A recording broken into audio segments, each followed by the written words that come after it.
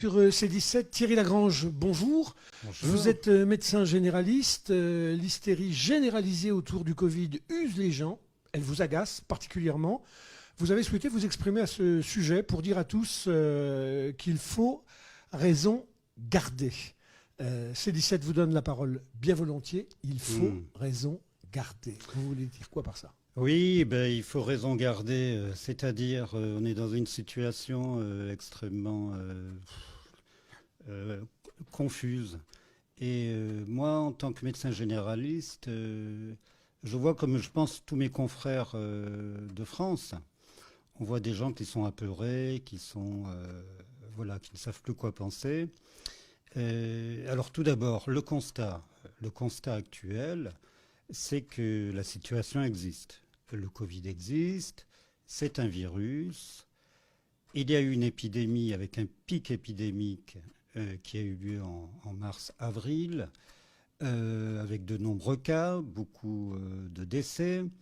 On pourra revenir tout à l'heure sur aussi la cause des décès. Et qu'est-ce qui s'est passé ensuite ? Il y a eu un déconfinement. Donc les gens se sont mis à vivre finalement librement. Et qu'est-ce qui se passe aujourd'hui ? Il se passe quelque chose de tout à fait normal et prévisible. C'est que le virus est toujours là, le virus existe, que les gens s'immunisent. En fait, on assiste actuellement à une immunisation collective. C'est-à-dire que les gens se sont parlé, se sont côtoyés, se sont déconfinés. Et finalement, le virus circulant, il se passe le virus. Et ce auquel nous assistons actuellement, lorsqu'on parle tous les jours du nombre de Covid quotidiens, en effet, ce sont des gens qui ont attrapé ce virus. Et ce qui est tout à fait normal. Donc on nous présente quelque chose, si vous voulez, comme une peur d'une deuxième vague, d'une nouvelle épidémie. Et en fait, ce n'est pas ça du tout. C'est la suite logique des choses, c'est-à-dire une immunité collective avec l'apparition de gens qui présentent le Covid. Vous savez, les virus, ils sont partout. Hein. Les virus sont partout, les bactéries, les virus, et nous vivons en permanence en interrelation, et c'est ce qu'il faut comprendre, en interrelation entre notre milieu extérieur et notre milieu intérieur. Ce qui fait qu'en permanence, nous avons un système physiologique qui commence par les amygdales, par l'orinopharynx, etc., qui nous permet de nous défendre en permanence contre tout ce qui nous entoure et ce qui est indésirable pour notre organisme. Et ce sont nos propres cellules qui s'occupent de ça, qui s'occupent de notre immunité. Par exemple, un enfant, dès qu'il est en collectivité, en bas âge, présente des rhinopharyngites. Pourquoi il présente des rhinopharyngites ? Parce qu'il est en contact avec les virus. Son organisme se défend et il présente des rhinopharyngites par le système lymphocytaire de tout le système ORL et respiratoire. Donc là, finalement, nous assistons à cette deuxième phase qui est une phase normale. Il ne fallait pas s'attendre à ne plus avoir du tout de personnes infectées. C'était tout à fait prévisible.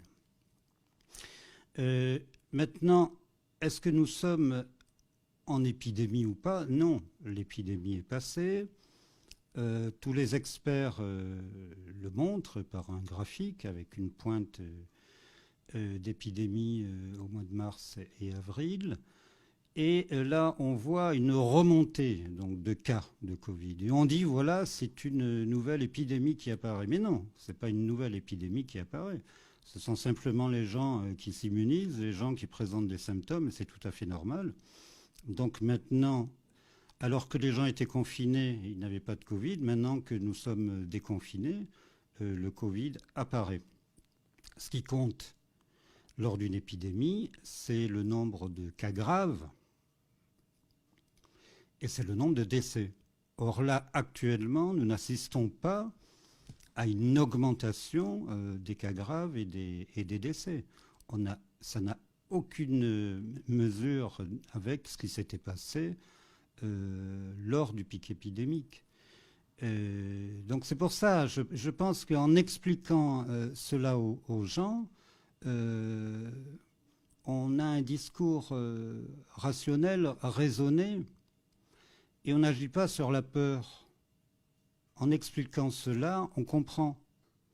On comprend que de toute façon, il y aura des gens qui auront le Covid encore pendant quelques semaines, quelques mois. De même, lorsqu'il y a la grippe, les gens ont la grippe avec des symptômes plus ou moins graves et des symptômes qui sont liés à la fois au virus, mais qui sont liés également à l'état de santé des patients. Et ça c'est notre métier. C'est notre métier de médecin qui recevons en permanence.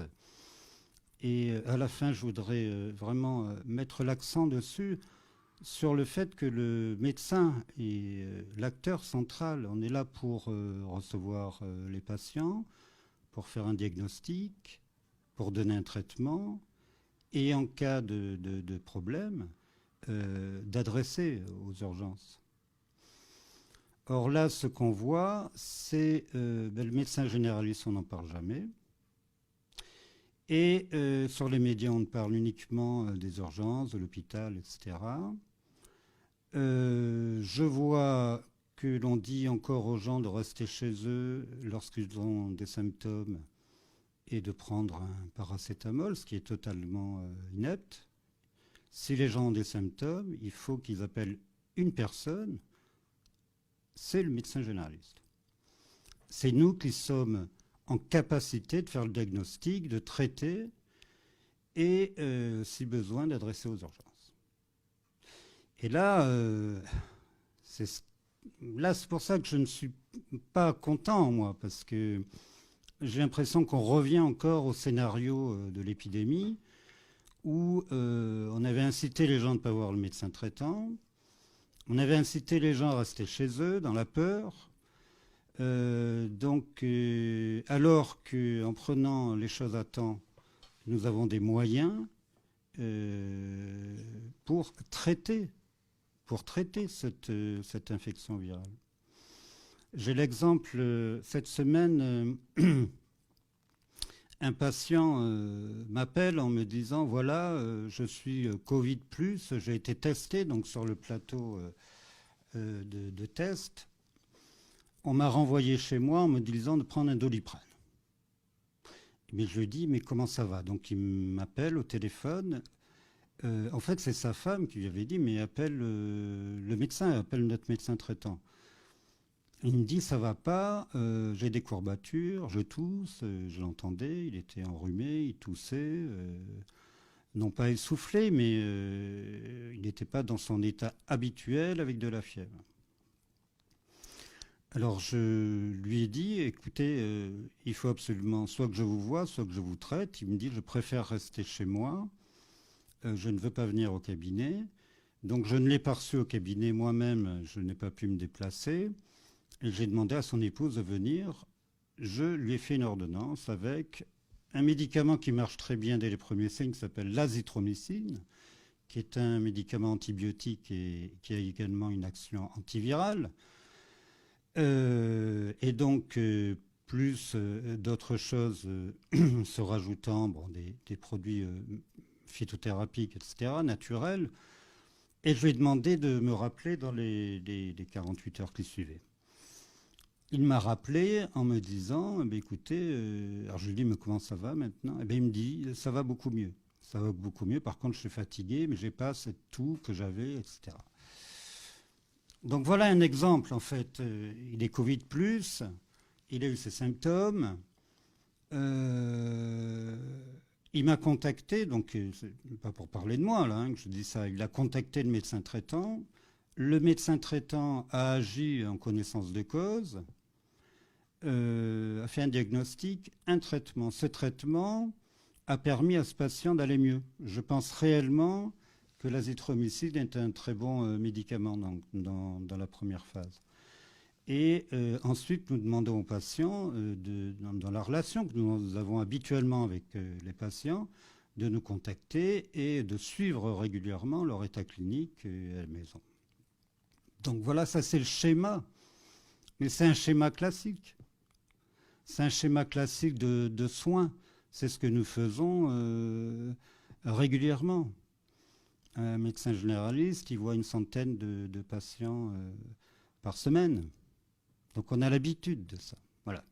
Et là, on a l'impression qu'une espèce de montée en puissance, je ne sais pas, d'un scénario catastrophique se met en place. Moi, ça me met un petit peu hors de moi. Ce qui est critiquable, je trouve que c'est la méthode employée, où on utilise la peur. Alors la peur, par ces messages quotidiens, à la radio, à la télé, sans cesse, comme si nous étions en guerre et qu'un danger imminent allait nous tomber sur la tête, comme si une guerre arrivait, comme s'il allait avoir un bombardement et comme s'il y allait y avoir des dizaines, des centaines, des milliers de morts. Et ça, c'est pas bien du tout. C'est pas bien du tout. La peur, c'est une émotion. Hein. C'est une émotion, c'est peut-être l'émotion la plus ancestrale, l'émotion la plus profonde en nous, qui se loge dans notre inconscient, hein, au niveau du système hypothalamique, et qui nous permet, la peur nous permet d'échapper au danger. Par exemple, là, s'il y avait une explosion dans l'immeuble, eh bien, tous les trois, nous serions en 10 secondes à l'extérieur, dans la rue, sans savoir comment nous aurions pu faire pour échapper au danger. Et nous aurions pu échapper à ce danger grâce à la peur, qui met en branle immédiatement donc des phénomènes de vasodilatation, de contraction musculaire, d'augmentation des fréquences cardiaques, qui nous permet d'échapper au danger. Or, là, il n'y a pas de danger immédiat. Il n'y a pas de danger immédiat. Il n'y a pas quelque chose qui va nous tomber sur la tête. Et tout est fait tous les jours pour qu'on nous fasse croire que le danger arrive, que la deuxième vague est là, qu'il y a une croissance exponentielle, des malades, des morts potentiels. En fait, tout cela est dit sans que vraiment ça corresponde à la réalité. Et ce qui provoque, eh bien, lorsque la peur est là, mais que le danger réel, immédiat, n'est pas là, ça provoque l'anxiété généralisée. C'est-à-dire un sentiment d'insécurité, un sentiment que l'objet danger va arriver, et alors qu'il n'arrive pas. Et donc ça met les gens dans une réaction d'anxiété, on le voit très bien, une anxiété généralisée, toute une population. Donc on le voit bien dans la rue, hein, les gens sont plus eux-mêmes, hein, ils ont peur de tout, ils craignent que quelque chose se passe, soit terrible. Et ça, je trouve que c'est pas bien. Et c'est pas bien parce que ça touche toute la population, y compris les enfants. Et les enfants sont actuellement en train d'absorber cette peur, cette anxiété généralisée qui est décuplée par le système qui pourrait être un système bénéfique en disant on les protège, etc., mais qui est un système qui va trop loin, où on leur demande de mettre des masques, de s'isoler, de ne jamais enlever son masque, à aucun moment, etc. Je vais y revenir. Et du coup, on est vraiment dans une population apeurée. Par ailleurs, ça provoque, et on le voit moi je le vois en tant que médecin traitant, de plus en plus des réactions phobiques hein, de la part des patients, qui est la conséquence même de l'anxiété. C'est-à-dire que le danger peut être partout. Et le danger peut être partout, donc, mais on ne sait pas où il est. Donc une espèce de phobie du contact, de phobie de l'autre, phobie des objets, phobie de l'environnement qui se met peu à peu en place. Et je le vois, moi, dans le comportement des patients qui viennent. Certains regardent la chaise comme si c'était un objet qui allait les contaminer, posent à peine leur avant-bras sur le bureau, ne prennent pas un stylo, demandent à leur enfant qui allait prendre un crayon pour dessiner de ne pas prendre de crayon. On est vraiment dans un monde phobique qui fait terriblement peur parce que ça, ce sont des réactions pathogènes pour l'organisme. L'anxiété généralisée et la phobie, ce sont des réactions névrotiques qui sont en train de se mettre en place pour chacun et dans toute la société, et c'est absolument pathogène. La peur sert à échapper au danger, l'anxiété, c'est une réaction névrotique. C'est pas du tout la même chose. Alors, non content de nous mettre dans la peur, on nous met également dans la contrainte. C'est-à-dire que, alors toujours pour notre bien, bien sûr, on nous contraint à mettre un masque dès que nous sortons de chez nous, avec cette illusion que de mettre un masque à tout moment, même au bord de la mer, etc., même seul, eh bien, serait bénéfique pour notre santé. C'est pas vrai. On ne risque rien à se balader tout seul au bord de l'eau ou sur un trottoir, ou comme je vois des gens à 2 heures du matin mettre un masque alors qu'ils sont seuls. C'est totalement stupide, quoi. Le virus, il n'est pas dans l'air, quoi. Il n'est pas comme ça. Il se passe de personne à personne. Et alors, du coup, cette contrainte fait que, et là, le système est, je trouve, pervers. Les gens ne sont plus que victimes, ils sont également coupables. Et c'est ça qui est terrible, c'est-à-dire que ils deviennent coupables s'ils ne mettent pas leur masque, comme on leur demande de le mettre quasiment tout le temps, de rendre l'autre malade. Coupables de tuer l'autre. Et donc, en plus de ce sentiment de peur, vient se rajouter le sentiment de culpabilité. Et les gens sont pris en tenaille, et on le voit bien actuellement dans la société, entre la peur et la contrainte. Et ils sont bloqués dans ce système diabolique, qui fait que se développe de plus en plus de la méfiance des gens entre eux. Donc il y a une méfiance par rapport à l'autre, où l'autre devient un sujet finalement qui peut les tuer. C'est l'hostilité par rapport entre les gens plutôt une hostilité des gens qui sont par exemple masqués et envers les gens qui ne sont pas masqués, qui deviendraient des éléments comme ça, plus que perturbateurs, qui seraient criminels, quoi. Donc, si vous voulez, ce système de communication, ce système actuellement mis en place, pour moi, n'appelle pas l'intelligence des gens, il appelle plutôt à et là j'ose dire le mot d'endoctrinement. C'est-à-dire que la peur, la contrainte, la culpabilité, dès le premier âge. On m'a fait passer une poésie qui était lue par les tout-petits à l'école et j'en croyais pas mes yeux.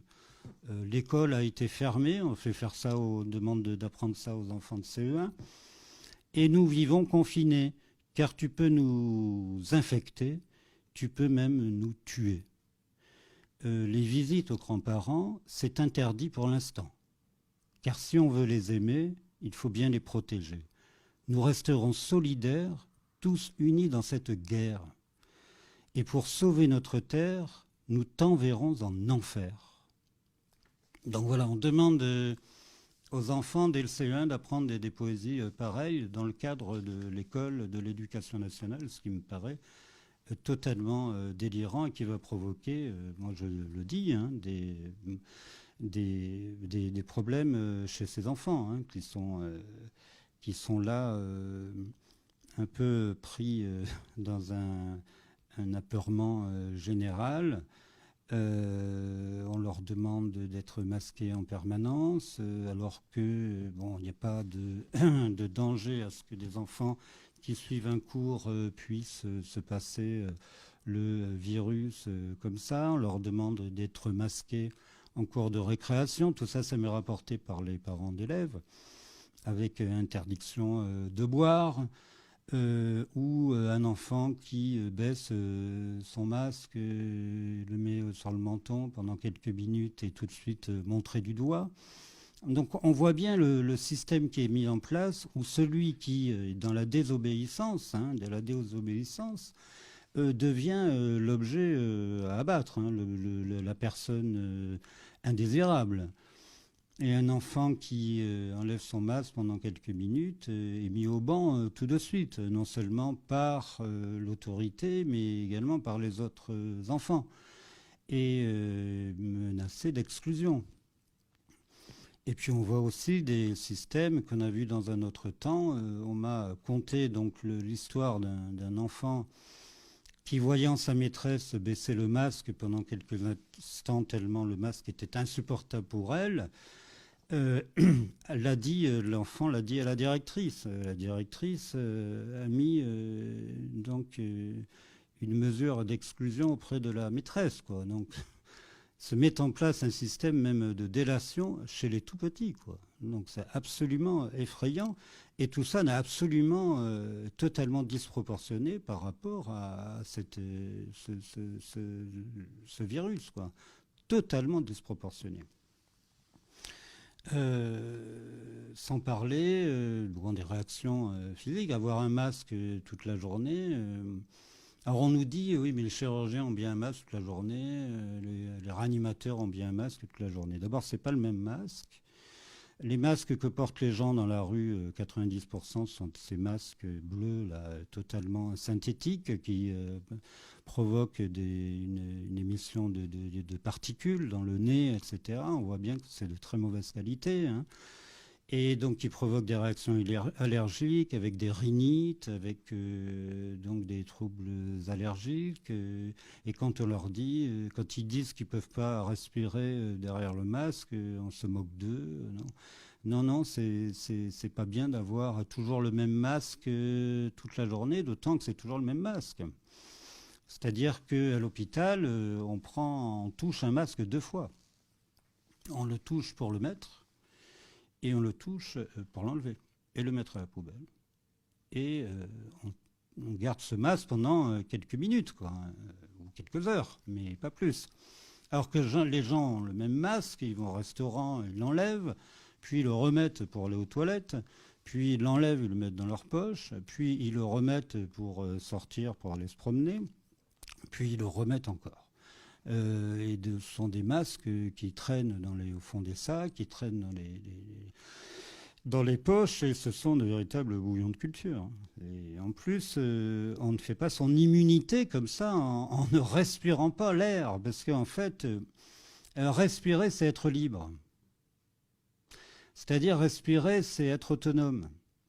C'est-à-dire que physiologiquement, respirer l'air libre, c'est se défendre inconsciemment contre ce qui n'est pas bon pour nous, et défendre notre organisme et nous permettre d'être bien.